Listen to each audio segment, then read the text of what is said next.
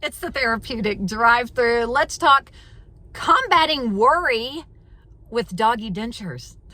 I know. Let me explain why I wait for my food in the Chick-fil-A drive-thru. Okay.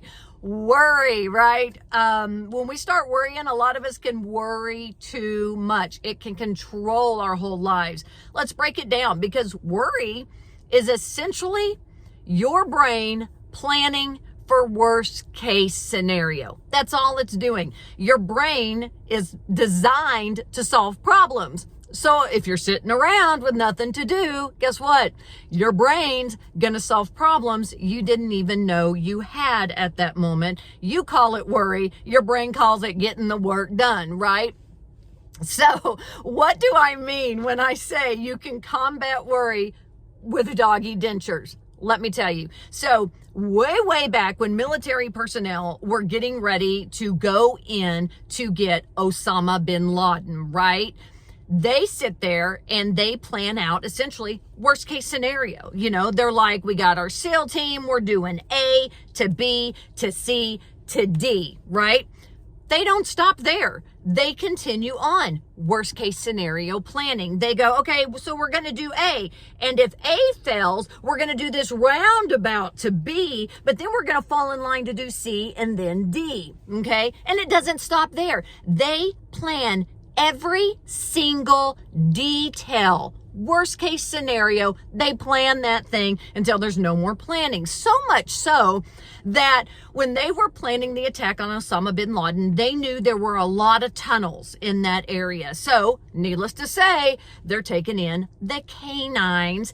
But the thought comes up, what happens if somebody kicks that dog in the mouth and they lose their teeth? They're not going to be near as effective.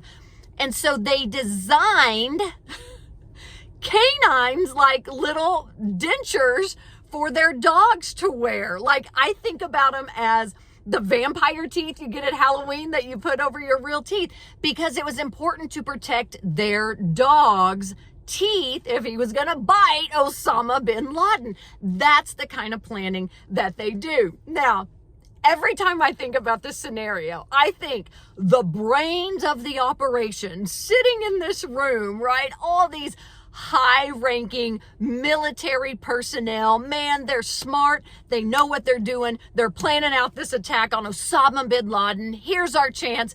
And then this guy in the back goes, "Excuse me, but did anybody think about Doggie Dentures?"